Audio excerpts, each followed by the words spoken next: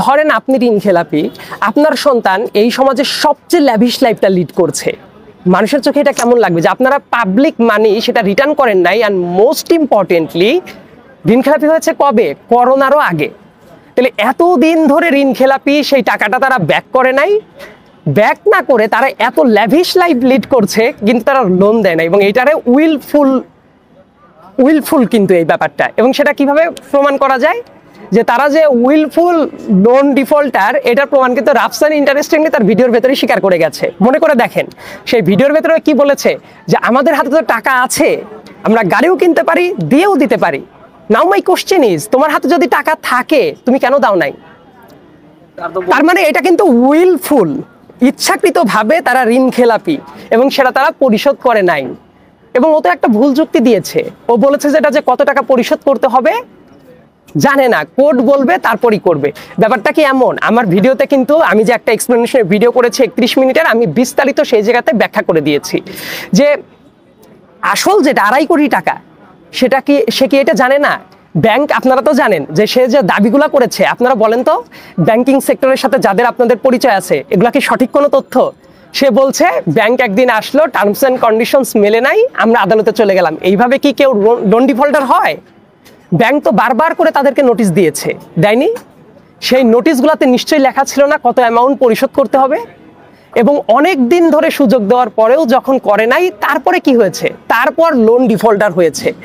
করার পরে ব্যাংক চেষ্টা করেছে নিলামে সম্পত্তিটা তুলে বিক্রি করার জন্য। এবং রাফসান দেখেন আরো একটা বাজে যুক্তি দেখিয়েছে, ও বলছে যেটা আমার 1 টাকার জিনিস তোলার জন্য 10 টাকার জমি বিক্রি করবে। ইনফ্যাক্ট এটা যে ভুল আমি কিন্তু কালকের ভিডিওতে বলেই দিয়েছি। তারপরে দেখেন ব্যাংক কি কোনোদিন এক্সট্রা টাকা নেয়? বিক্রির নিয়মটা কি? বিক্রি করবে, করার পরে তার আসল এবং ইন্টারেস্ট সহ যা পাওয়ার কথা তার 1 পয়সাও বেশি নিবে না। রাফসানের ভিডিও কি এটা বলেছে? তা আপনারা তো সাংবাদিক আছেন, একটু তদন্ত করে দেখেন যে কার তথ্য সঠিক। আমি যদি ভুল তথ্য দেই যে না ও এইটা বলেছে, লোন ডিফল্টার কিভাবে, ওর কি তাহলে একটা যুক্তিও সঠিক ছিল? ছিল না তো। সো রাফসান যেটা দাবি করার চেষ্টা করছে, সেই প্রত্যেকটা দাবি যে ভুল, আমি সেটা আমার ভিডিওতে একদম বিস্তারিত প্রমাণ সহ ধরে ধরে ব্যাখ্যা করে দিয়েছি। তো কিছু কিছু ব্যাপার ডেফিনেটলি আমি কনফিডেন্সিয়াল রাখার চেষ্টা করব, কারণ যেসব জায়গায় আমি ধরেন যে থ্রু করেছি, করার ফলে আমি সেই ডকুমেন্টগুলাই দেখেন সামনে এনেছি যেগুলো পাবলিক ডকুমেন্ট। আমি কিন্তু কোনো জাতীয় কোনো কনফিডেন্সিয়াল কোনো ডকুমেন্ট আমি কিন্তু সামনে আনি নাই, যে যেটা কনফিডেন্সিয়াল ছিল বা ওইটা প্রকাশ করার মতো ছিল না, এমনকি কিছু হয়েছে, হয় নাই। সো আমি যেটা করার চেষ্টা করেছি, ওই যে পেপারগুলাতে প্রকাশিত যে বিজ্ঞপ্তিগুলো ছিল, এগুলা কিন্তু আপনারা জানেন বিভিন্নভাবে সার্চ করার উপায় আছে, যারা ইনভেস্টিগেট করতে পারে, আপনারা জার্নালিস্ট যারা আছেন, আপনাদের ভেতরে যারা ইনভেস্টিগেটিভ জার্নালিজমের সাথে জড়িত আছেন, একটু চেষ্টা করলে দেখবেন যে বিভিন্ন পাবলিক বিজ্ঞপ্তি, পেপারের বিজ্ঞপ্তি, নিলামের বিজ্ঞপ্তি কিভাবে পাওয়া যায়।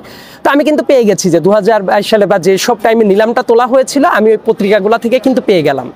তারপর আমি কোর্টের তো আপনারা জানেন যে যে কোনো রিড করা হলে বা অন্য যেসব কাগজপত্র আছে এগুলো কিন্তু পাবলিক ডকুমেন্ট।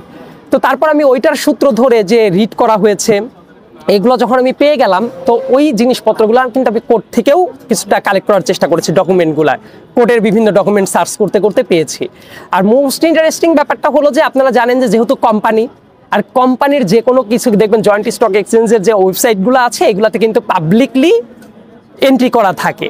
তো এই নাম্বারগুলো নিয়ে যখন আমি ওইগুলোও ঘাটাঘাটি করেছি, তখন আমি দেখতে পেরেছি এই কোম্পানিগুলোর রিটার্ন কত বছর পর্যন্ত দেওয়া আছে না দেওয়া আছে, তখন কোম্পানির কিন্তু একদম টপ টু বটম সব ডিটেলস পাওয়া যায়।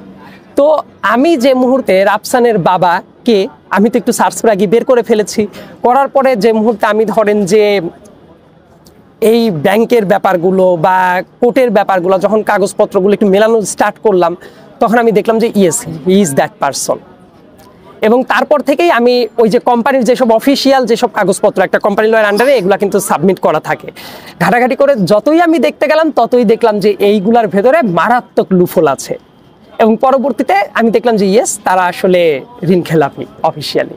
না, রাফসান যে কথাটা বলেছে, আমি সম্ভবত আপনি ও যেভাবে বলেছে আপনার কথার সাথে একটু ফারাক আছে, আমি একটু ধরিয়ে দেই। রাফসান যেটা বলার চেষ্টা করেছে একদম তার ভিডিও লাস্টে যেটা বলেছে, ও মানে যেটা শব্দটা একটু ভুল বলেছে, কিন্তু বলার কথা ছিল সাবজুডিস ম্যাটারে কথা বলছেন। ও মনে করছিল যে আমি যেটা কথা বলছি সাবজুডিস ম্যাটার হিসেবে এফেক্ট করে। ঠিক আছে, আপনারা তো জার্নালিস্ট আছেন, আপনাদের কাছে আমার একটা প্রশ্ন, ডক্টর ইউনূসের মামলা তো আদালতে বিচারাধীন, রাইট? এই ব্যাপারগুলো কি নিউজ পেপারে নিউজ হয় না, টকশোতে কথাবার্তা হয় না?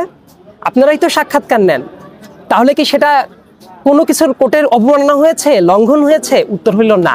এটার একটা প্যাটার্ন আছে যে আপনি কোন বিষয়ে কতটুকুন মন্তব্য করছেন। যদি আমি তো শুধুমাত্র ফ্যাক্ট তুলে ধরেছি, আমি কি জাজমেন্ট দিয়েছি? এক্স্যাক্টলি। তো আমি বিশ্বাস করি আমার যে প্রথম স্ট্যাটাসটা ছিল সেটা খুবই মনোযোগ দিয়ে পড়েছেন। সেটার ভেতর কি আমি একবারও বলেছি যে তার লিগ্যাল অব্লিগেশন আছে? উত্তর হলো নাই। আমি নিজেই তো বলেছি, এটা তো মানে নতুন করে কোশ্চেন আসার মতো কোনো ব্যাপার না। কিন্তু আমি যেটা পয়েন্ট আউট করেছি, খেয়াল করে দেখেন যে